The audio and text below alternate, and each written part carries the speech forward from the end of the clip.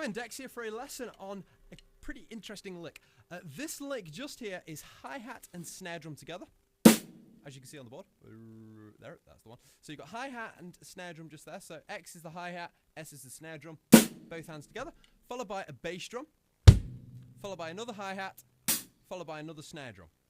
So you're playing both hands together, bass drum, hi-hat, and then another snare drum.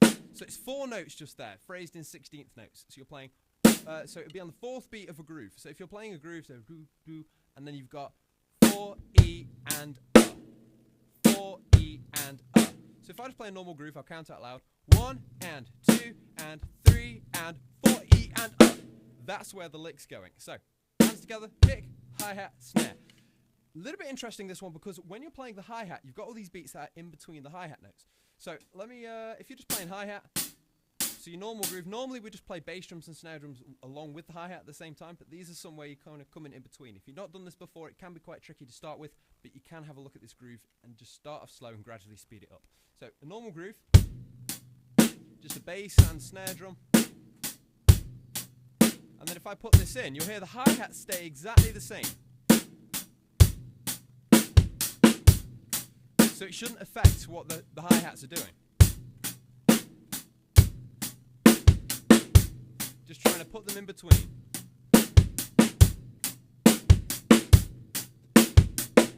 So that's just a little lick. So a lick on the drums is literally just a very short phrase that you'll put in, just like say you learn a new word like phenomenal. Whoa, new word, phenomenal.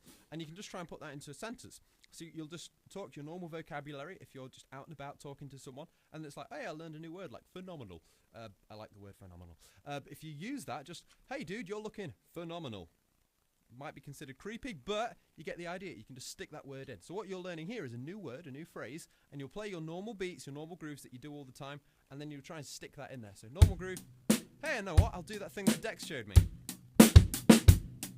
And your bandmates are like, hey, that sounds interesting, it's a new thing. So, but the more of these you get, gradually your vocabulary on the drum kit improves. So you can move this around again. If we play it on the ride cymbal, exactly the same thing. It's just the X's you play as ride cymbals rather than hi-hats. So same thing.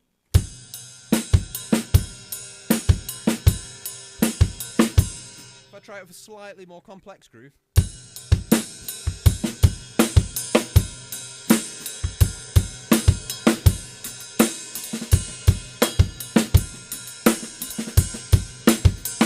So just take any groove you know and just count 1 and 2 and 3 and 4 E and So it's on the 4 just there. That's when you start this groove. So interesting one to do. Again, do try it on your hi-hat because obviously you've got your hands crossed.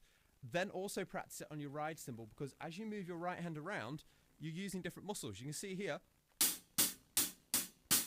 kind of coming down, you know, my hand's on top of the stick. As you come over here, you can keep the same, but even the muscles up here, because you're in a slightly different position, it can throw you off. So try and learn these things all around the kit.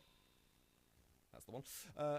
And you'll be able to play these, you know, on the fly. You want to be able to apply these, and that's how you're going to do it, by not just practicing it on the hi-hat, but practicing it in all things, even on the tom.